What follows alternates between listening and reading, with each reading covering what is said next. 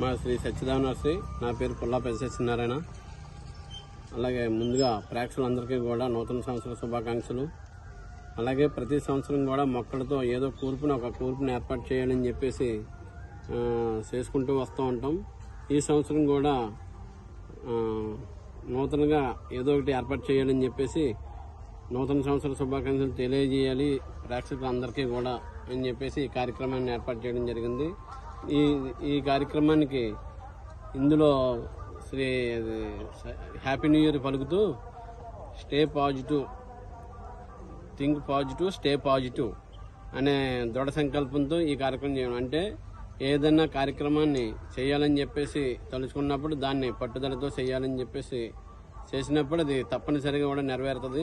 అందు గురించి దీన్ని ఏర్పాటు చేయడం జరిగింది. అలాగే ఈ కూర్పుకి అనేక రకాలైన మొక్కలు ఏర్పాటు చేయడం జరిగింది. దీనికి సుమారుగా 28,000 మొక్కలు పెట్టడం జరిగింది. దీన్ని 4 రోజుల పాటు 20 మంది కూలీలు కష్టపడి శ్రమించి చేశారు. దీంట్లో ఆల్తనంతర గోల్డ్, ఆల్తనంతర గ్రీను, ఎరాతియం, అమరంతస్ మినీ, కోప్రస్ గోల్డ్, కొలియాస్ ఏర్పాటు చేయడం జరిగింది. ముందుగా ప్రేక్షకులు మహాశయులందరికీ నూతన సంవత్సర శుభాకాంక్షలు. మన ఎన్నో సంవత్సరాల కళ, సుదీర్ఘ కాల దశాబ్ద కాలం నెరవేరుతుంది. మన జనవరి 24వ తారీఖున మన ప్రధానమంత్రి మోడీ గారిచే అంగరంగ వైభవంగా మన అయోధ్య రామ నిర్మాణం పూర్తయి మనం ఓపెనింగ్ చేసుకోబోతున్నాం సార్. అంతం కూడా దాని నిమిత్తం మన సత్యదేవ నర్సరీ అడిపులంక పుల్ల ఆంజనేయులు గారు వారి కుమార్ సార్ ఈ అయోధ్య రామ మందిర కూర్పుని మనం ఏర్పాటు చేయడం జరిగిందండి. దీంట్లో సుమారు మనకి ఒక 50,000 నుంచి 60,000 దాకా మొక్కలు వాడాం సార్. ఒక 15 రకాల దురంత, ఇఫోర్బియా, శృంగేరి, ఇఫోర్బియా మిల్లీ, ఇఫోర్బియా సిటిఫోరా, ఇటువంటి కొన్ని ప్రత్యేకమైన మొక్కలు కూడా యూజ్ చేయడం జరిగిందండి. దీని ద్వారా ఏంటంటే సమాజానికి మనం చాటి చెప్పేది ఏంటంటే, మనం ఏ కార్యక్రమాన్ని మొదలెట్టేటప్పుడు ప్లాస్టిక్ వస్తువులు, ప్లాస్టిక్ పూలు వాడడం చాలా సర్వసాధారణం అయిపోయింది. దీన్ని అరికట్టే విధంగా మనం ఏ కార్యక్రమం మొదలెట్టినా పువ్వులతోని, మొక్కలతోని మొదలెట్టాలని ఒక మెసేజ్ ఇస్తుంటూనే తర్వాత ఈ ఓపెనింగ్ తర్వాత మనకి ఈ సంవత్సరం అంతా కూడా నిండుగా శ్రీరామ రక్ష మన యావత్ భారతదేశానికి ఉంటుందని కోరుకుంటూ నూతన సంవత్సర శుభాకాంక్షలు. శ్రీ సత్యదేవ నర్సరీ, పుల్ల ఆంజనేయులు. ఎంతమంది కూలీలు? ఈ కూర్పు దాదాపు మనకి ఒక 20 రోజులుగా దగ్గరగా మనకు ఒక 15 మంది కూలీలు పెడుతున్నారు సార్ దీన్ని.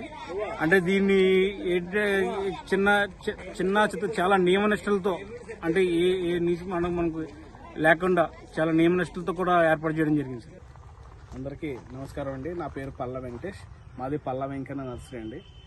ప్రతి ఒకేషన్కి నూతనంగా మనకి ఏర్పాటు చేసిన ఈ కూర్పులో ఈ నూతన సంవత్సరానికి ఆహ్వానం పలుకుతూ ఇలాగా మొక్కలతో ఒక్క పువ్వు కూడా వాడకుండా ఈ కూర్పుని ఏర్పాటు చేసామండి.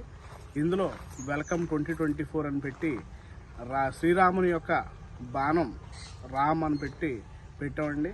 ఎందుకంటే ఈ 2024లో 4 అనేది మన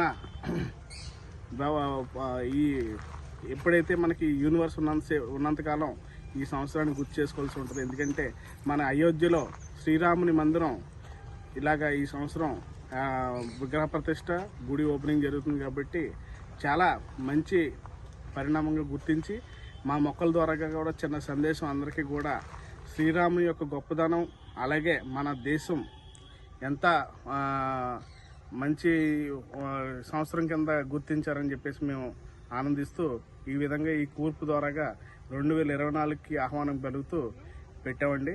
ఇందులో ఆల్టర్నేంతర రెడ్, ఆల్టర్నేంతర ఎల్లో, ఆల్టర్నేంతర గ్రీన్ అండి, తర్వాత క్యాజురినా గ్లూకా వెరైటీస్ని యూజ్ చేసామండి. ఇందులో సుమారు 22 మంది కూలీలతో 5 రోజుల పాటు శ్రమించి ఈ కూర్పుని ఇలా తీర్చిదిద్దడం జరిగిందండి.